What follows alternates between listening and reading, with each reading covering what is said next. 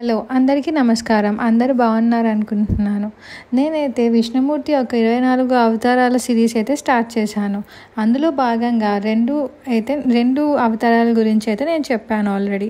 ఆ వీడియోస్ ఎవరైనా మిస్ అయ్యి ఉంటే కింద కామెంట్ సెక్షన్లో లింక్స్ ఇస్తాను. అవి చూశాక ఈ వీడియో అయితే చూడండి. ఇందులో అయితే నేను 3వ అవతారం నారాయణుడు గురించి అయితే చెప్పబోతున్నాను.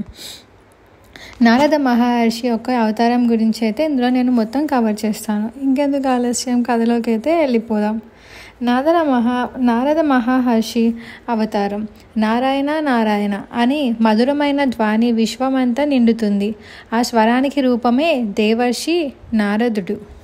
ప్రజల్లో భక్తిని వ్యాప్తి చేయడం, ధర్మాన్ని నిలబెట్టడం, జ్ఞానం బోధించడం ఈ ఉద్దేశంతో విష్ణుమూర్తి నారద మహర్షిగా అవతరించారు. బ్రహ్మదేవుని మనస్పుత్రుడు చేతితో విని పెదవులపై ఎల్లప్పుడూ నారాయణ నారాయణ ఇదే ఆయన స్వరూపం. ఒకప్పుడు అడవుల్లో రత్నకారుడు అనే దొంగ జీవించేవాడు. దారిలో వెళ్ళే వారిని దోచుకుంటూ తన కుటుంబాన్ని పోషించేవాడు. అప్పుడు రత్నకరుడు నారాయణుడు వెళ్తుంటే, ఆగు, నీ దగ్గర ఉన్నవన్నీ ఇవ్వాలి, లేకపోతే ప్రాణాలు పోతాయి అని చెప్పేసి అన్నారు. దానికి నారదుడు, రత్నకన్నా నువ్వెందుకు ఈ దారుణమైన పని చేస్తున్నావు అని అడిగాడు. దానికి రత్నకరుడు, నా కుటుంబం కోసం చేస్తున్నాను, వాళ్ళని పోషించాల్సిందే అని చెప్పాడు. దానికి నారదుడు, నీకు ఒక ప్రశ్న అడుగుతాను, ఈ పాపఫలాన్ని నీ భార్య పిల్లలు కూడా పంచుకుంటున్నారా అని. అప్పుడు రత్నకరుడు ఇంటికి వెళ్ళి అడిగాడు. కానీ భార్య చెప్పింది, నేను నీతో ఉన్నా నీ పాపం నీవే అనుభవించాలి అని. దానికి రత్నకరుడు కుదులయ్యాడు. వెంటనే నారదుడు యొద్దకి వచ్చాడు. మహర్షి, నన్ను రక్షించు, నాకు మార్గం చూపు అని అన్నారు. దానికి నారదుడు స్నేహంగా, రామ, నా మనాన్ని జపించు, రామ రామ అని ఎప్పటికీ ఆపకుండా పలుకు అని చెప్పారు. దానికి నారదుడు అలా చెప్పగానే రత్నకరుడు జపం చేయటం ప్రారంభించాడు. సంవత్సరాలు గడిచాయి. అతని చుట్టూ చీమల గూడు ఏర్పడింది. అతను మహర్షిగా మారాడు. అతనే ఇప్పుడు వాల్మీకి మహర్షి. ఆయన రచించిన గ్రంథమే రామాయణం. వాల్మీకి మహర్షి రచించిన గ్రంథమే రామాయణం. ఇది ఒక మహర్షి యొక్క కథ. అలానే దానితో పాటు ప్రహ్లాదుని భక్తి, అది కూడా మనం ఆల్రెడీ వచ్చిన మూవీలో చూసే ఉంటాం. నేను మళ్ళీ ఇందులో మీకు చెప్తాను. ఓం నారాయణాయ నమః. హిరణ్యకశ్యపుడు రక్షకుడిగా భూమిని భయపెట్టిన కాలంలో అతని భార్య గర్భవతిగా ఉండగా నారదుడు ఆమెను భగవత్ వృద్ధికి జపించాడు.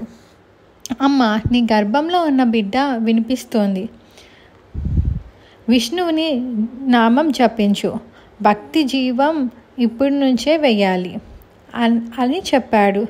అలా ప్రహ్లాదుడు గర్భంలో నుంచే విష్ణు భక్తుడయ్యాడు. ఫలంగా నరసింహ అవతారం సంభవించింది. నరసింహ అవతారం గురించి నేను ఇంకొక వీడియో అయితే చేయబోతున్నాను. అందులో అయితే పూర్తిగా వివరిస్తాను. అలానే ఇంకొకటి చెప్పబోతుంటే అది పురాణాల మూలం సన్నివేశం. ఇది ఇంకొకటి అయితే మీకు చెప్తాను. నారదుడే మహర్షిను ప్రశ్నించేవాడు, భగవంతుడు ఎలా సృష్టించాడు? ధర్మం అంటే ఏమిటి? భక్తి యోగం శ్రేష్టమా లేక జ్ఞానయోగమా? ఈ ప్రశ్నలకి సమాధానాలుగా భాగవతం, పురాణాలు, మహాభారతం వంటి గ్రంథాలు వెలువడ్డాయి. నాయుడు పాత్ర లేకపోతే రామాయణం ఉండేది కాదు. ప్రహ్లాదుడు విష్ణు భక్తుడు అయ్యేవాడు కాదు. అనేక పురాణాలు వెలువడేవి కాదు. నారాయణ నారాయణ ఇదే నారద అవతారం యొక్క మహిమ. విష్ణుమూర్తి భక్తిని ప్రపంచానికి ఇవ్వడానికి, నామస్మరణ భక్తిని బోధించడానికి నారదుడిగా అవతరించారు మన విష్ణుమూర్తి. ఇంకెందుకు ఆలస్యం, మీకు అర్థమైంది అనుకుంటాను. నారద అవతారం విష్ణుమూర్తి ఎందుకు అవతరించారు. ఇందులో అయితే నేను 3వ అవతారం నారాయణ అవతారం గురించి అయితే మీకు చెప్పాను. ఇంకా మరెన్నో చాలా ఉన్నాయి. నేను కవర్ చేయలేనివి ఏమైనా ఉంటే మీరు కామెంట్ సెక్షన్లో అయితే మెన్షన్ చేయండి. మన 4వ అవతారం నరనారాయణల గురించి అయితే నేను ఇంకో వీడియో చేయబోతున్నాను. మన ఛానల్ నచ్చితే ఇప్పటివరకు వీడియో చూసి మీకు నచ్చినట్టుంటే మన ఛానల్కి అయితే ఒక లైక్ చేయండి. అలానే సబ్స్క్రైబ్ చేయడం అయితే మర్చిపోకండి. Thank you.